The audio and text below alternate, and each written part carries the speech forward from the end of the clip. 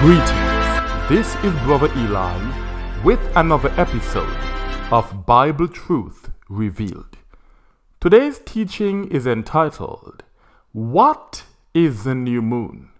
That is, what is the new moon? The new moon is one of the most hotly debated topics among Israelites today. So far, I have come across 4 different perspectives on this subject. 1.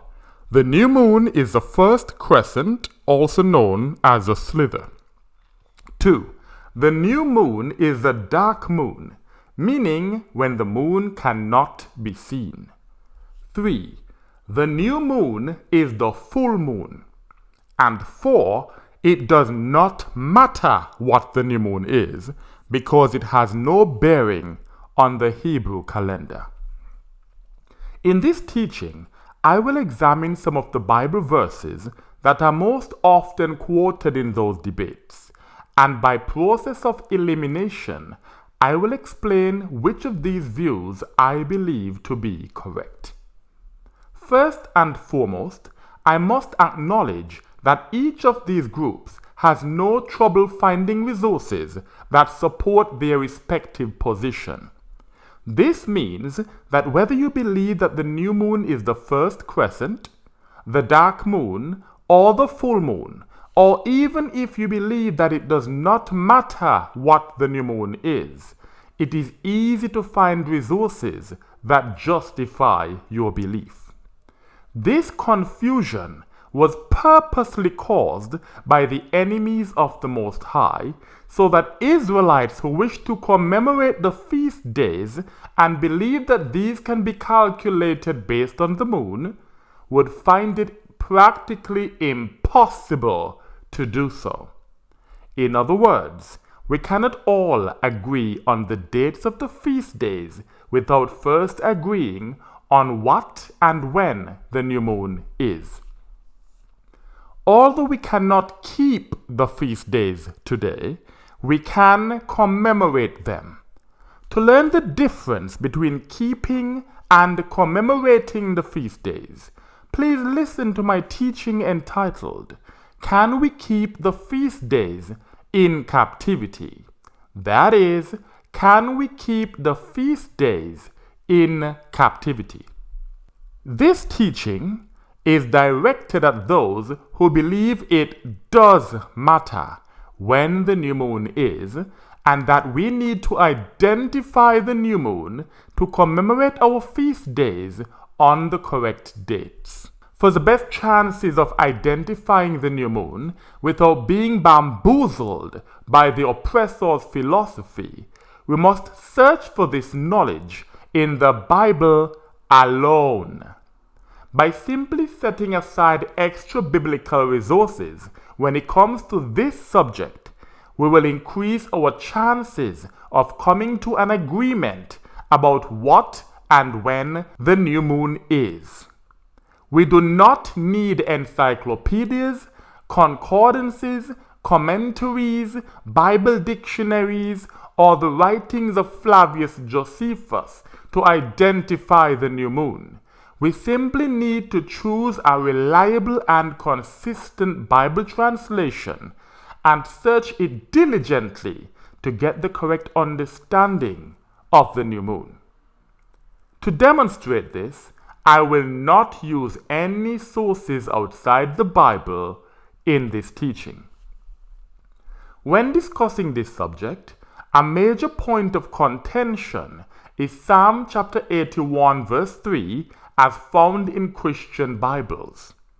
Some Bible translations allow for the understanding that the full moon is the new moon, while others indicate that it is impossible for the full moon to be the new moon. Here is an example of a Christian Bible translation that suggests that it is impossible for the full moon to be the new moon. Psalm chapter 81 verse 3 in the New Living Translation says, Blow the ram's horn at new moon and again at full moon to call a festival. So this is twice. Once at new moon, and again, that's the second time, at full moon to call a festival.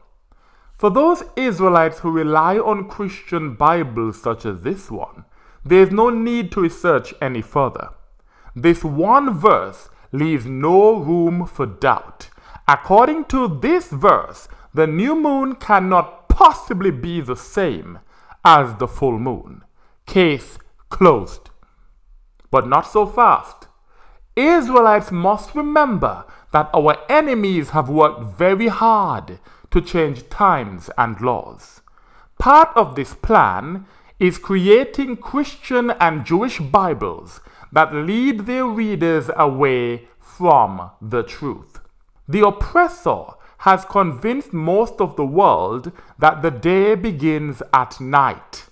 This ridiculous idea has been thoroughly refuted in my teaching entitled, When Does the Day Begin?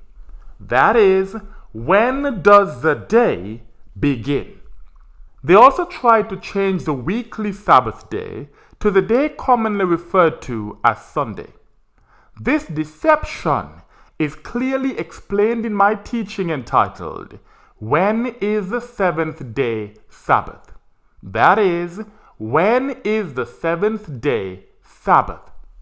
Righteous Israelites must exercise extreme caution when trying to identify the time spoken of in the scriptures. If you choose to rely on a Christian or Jewish Bible, you shouldn't be surprised if you find yourself observing the Sabbath day on the wrong day of the week, or even at night. Equally, don't be surprised if you fail to identify the true new moon according to the scriptures.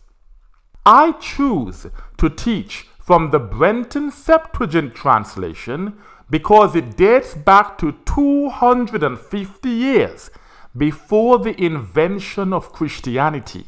So we can use it to see what the Holy Scriptures actually said before our enemies twisted them to create their Christian and Jewish Bibles.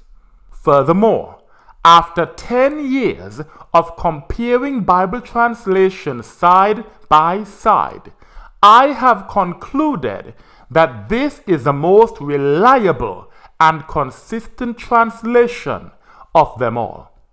For this reason, in this teaching, I will use only the Brenton Septuagint translation to answer the following questions. 1. What is the significance of the new moon? In other words, why does it matter when the new moon is? And 2. What is the new moon? Question 1. What is the significance of the new moon? Psalm chapter 80 in the Brenton Septuagint translation is Psalm chapter 81 in the KJV. I will be reading Psalm chapter 80 verses 3 to 7. It reads thus: Blow the trumpet at the new moon in the glorious day of your feast. According to this verse, the new moon is the glorious day of our feast. And in this glorious day, which is at the new moon, we are commanded to blow the trumpet. Those Bible translations that suggest that the new moon cannot possibly be the full moon use words such as and, also, and again to indicate that there are at least 2 different days being referred to in this verse. One of those days being the new moon, and the other being the glorious day of our feast. This leads unsuspecting Israelites on a wild goose chase, searching for the feast day mentioned in this verse. Some Bible commentaries state that the glorious feast day is the Passover. Others argue that it is the Feast of Tabernacles. The Septuagint does not support any of those claims. And this verse clearly shows that the new moon is the glorious day of our feast. As such, I will continue to explore this passage with this simple understanding. So let's read verse 3 again. Blow the trumpet at the new moon in the glorious day of your feast. For this is an ordinance for Israel and a statute of the God of Jacob. He made it to be a testimony in Joseph when he came forth out of the land of Egypt. He heard a language which he understood not. Some people mistakenly believe that because the children of Israel left Egypt at the Passover, the feast day spoken of in verse 3 must be the Passover. However, the context of Psalm chapter 81 in Christian and Jewish Bibles is not limited to the night that Israel left Egypt. Let's keep reading so I can demonstrate this. Verse 6. He removed his back from burdens. His hand slaved in making the baskets. This is speaking about our entire enslavement in Egypt, not just the night that our forefathers left Egypt. Verse 7. Thou didst call upon me in trouble, and I delivered thee. I heard thee in the secret place of the storm. I proved thee at the water of strife. This reference to the water of strife is about when the children of Israel, after being delivered from Egypt, complained about the lack of water, and the Most High commanded Moses to strike a rock so water could come forth. This further proves that the context of this chapter is not limited to the night of the Passover. So there is no good reason to insist that the feast day in verse 3 must be the Passover. Ultimately, there is no good reason to search outside of this psalm to find the feast that it refers to. It clearly illustrates that the new moon is a glorious feast day in which we should blow the trumpet. The question can then be asked, where can we find the ordinance or statute that was given for Israel to blow the trumpet at the new moon? Also, can it be proven that this ordinance or statute was done as a testimony or a memorial to the children of Israel? The answer to the question is Numbers chapter 10, verse 10.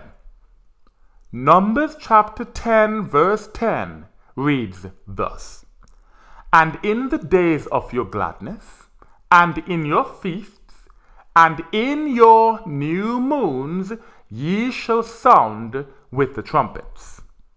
In your new moons, ye shall sound with the trumpets. In your new moons, ye shall sound with the trumpets. This is the ordinance or statute that the Most High gave to the children of Israel, to sound the trumpet in the new moon. Now all we need to do is identify that this was done as a testimony or memorial to the children of Israel, just like it says in Psalm chapter 80 in the Brenton Septuagint translation, or Psalm chapter 81 in Christian and Jewish Bibles. It continues, At your whole burnt offerings, and at the sacrifices of your peace offerings, and there shall be a memorial for you before your God. I am the Lord your God. This memorial is the testimony that was spoken of in the psalm that says to blow your trumpet at the new moon in the glorious day of your feast. It's talking about the same thing. We are supposed to blow the trumpet in the days of our gladness and in our feasts, and this is referring to the feast of Leviticus chapter 23, and in our new moons. This is a testimony, a memorial for us before the Lord our God. Now I will demonstrate that the new moon signifies the start of a new month, and that at the start of a new month is a time of feasting.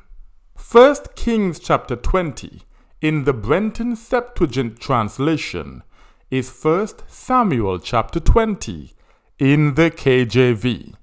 I will read 1 Kings chapter 20 verses 5, 18, and 24 to 29. That's 1 Kings chapter 20 verses 5, 18, and 24 to 29. Verse 5.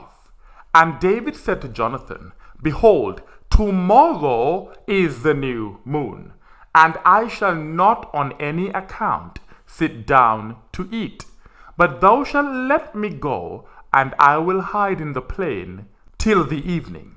So David is telling Jonathan that tomorrow, which is a new moon, I will not sit down to eat. Why is he saying that? Because the day of the new moon is a feast day, and he is expected to sit down to eat at a feast with the king. Verse 18.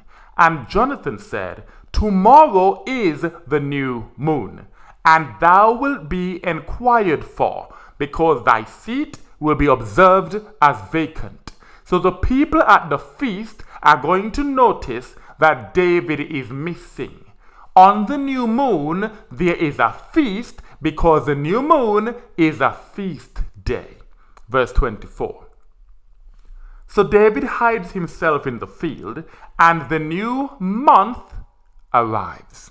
So this is the following day, which is the day of the new moon, and the new month arrives, because the new moon tells us when the new month arrives. It signifies or indicates the beginning of a new month.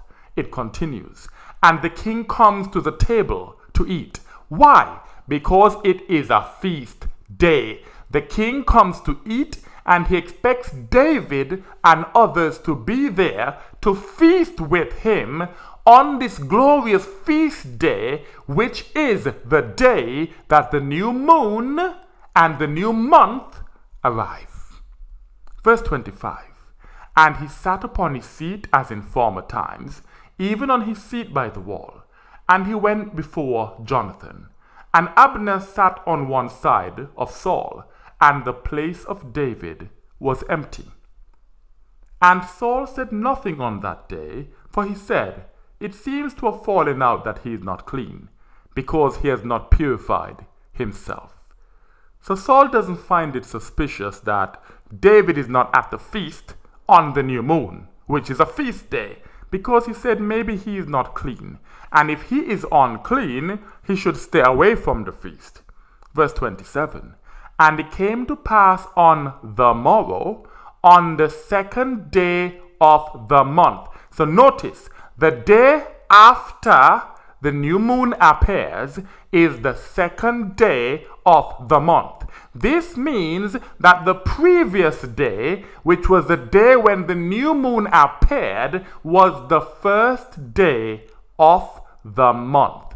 The new month arrives when the new moon appears. The day of the new moon is the first day of the month. This is how Israel knew when a new month began. Verse 27 again. And it came to pass on the morrow, on the second day of the month, that the place of David was empty. And Saul said to Jonathan his son, Why has not the son of Jesse attended both yesterday which is the day of the new moon, and today, which is the second day of the month, at the table. So they were feasting not just on the day of the new moon, but the following day as well. These are feast days. And Saul wanted to know, why has David not attended the feast? Verse 28. And Jonathan answered Saul and said to him, David asked leave of me to go as far as Bethlehem his city. And he said, Let me go, I pray thee, for we have a family sacrifice in the city, and my brethren have sent for me. So David's family did a sacrifice for the feast, and they sent David to join them in feasting, because the beginning of every new month, which is indicated by the new moon, is a time of feasting. It continues, And now, if I have found grace in thine eyes, I will even go over and see my brethren. Therefore, he is not present at the table of the king. So Jonathan is saying, David is not present at the king's feast because he is at his family's feast. They were all feasting at the same time because they understood that the beginning of the new month was a time for feasting. The new moon is a glorious feast day. To summarize, our forefathers blew the trumpet over the sacrifices at the new moon, which was the beginning of a new month. They also feasted at that time. Question number 2. What is the new moon? So this is where I will identify whether the new moon is the first crescent, also known as a slither, or the dark moon, which is when you cannot see the moon, or the full moon. Genesis chapter 1, verses 14 to 16. Genesis chapter 1, verses 14 to 16 says, And God said, Let there be lights in the firmament of the heaven to give light upon the earth, to divide between day and night, and let them be for signs and for seasons, and for days and for years. We have already seen that the new moon signals the beginning of a new month. The moon is a light that was created for this purpose. Whenever we see the new moon, we know that a new month has begun. Verse 15. And let them be for light in the firmament of the heaven, so as to shine upon the earth. And it was so. And God made the 2 great lights, the greater light for regulating the day, so that's the sun, and the lesser light for regulating the night, that's the moon, the stars also. The Most High made 2 great lights for signs and for seasons. He did not make 1 great light and a slither. He also did not make 1 great light and another that could not be seen. From the very beginning, when the sun and the moon were newly created, there were 2 great lights. This means that they were easily seen. He made a full sun and a full moon for signs and for seasons. There is nowhere in the scriptures where it says that the Most High made a dark moon as a sign for anything. We also won't find where it says that he made a slither as a sign for anything. Yet, in the very first chapter of the very first book, we learn that the newly created moon, also known as the new moon, was a great light, and that it was created as a sign. We later learn that this great light indicated the beginning of a new month.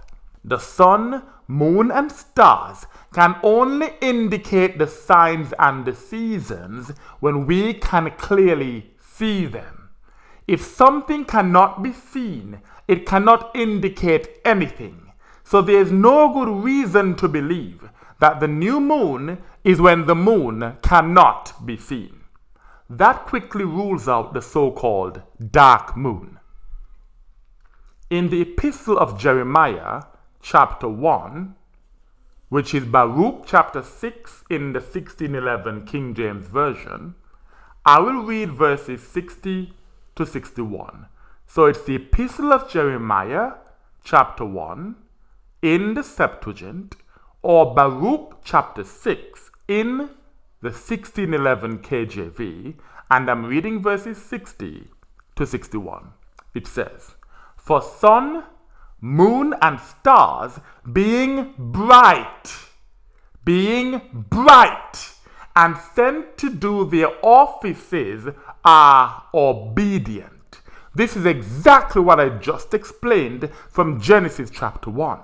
The sun, moon, and stars can only do their offices when they are bright.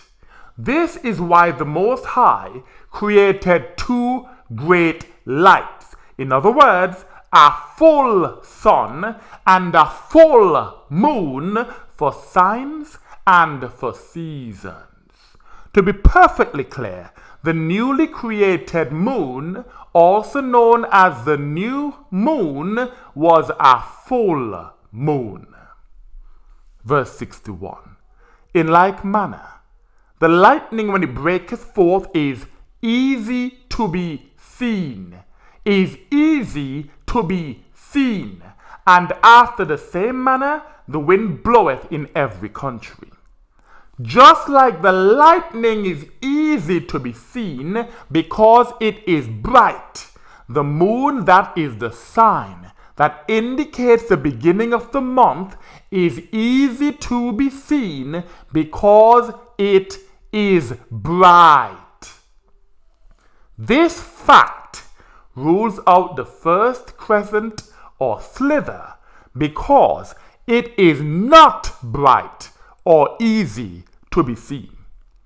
So by process of elimination, we can conclude that the full moon is indeed the new moon. Ecclesiasticus, or Sirach in the Apocrypha, chapter 43, I will read verses 6 to 9. That's Ecclesiasticus, or Sirach in the Apocrypha, chapter 43, verses 6 to 9. And it reads thus: "He made the moon also to serve in her season, for a declaration of times and a sign of the world. From the moon is the sign of feasts, a light that decreaseth in her perfection." When the moon, which declares the beginning of the month, is in its state of perfection, it begins to decrease.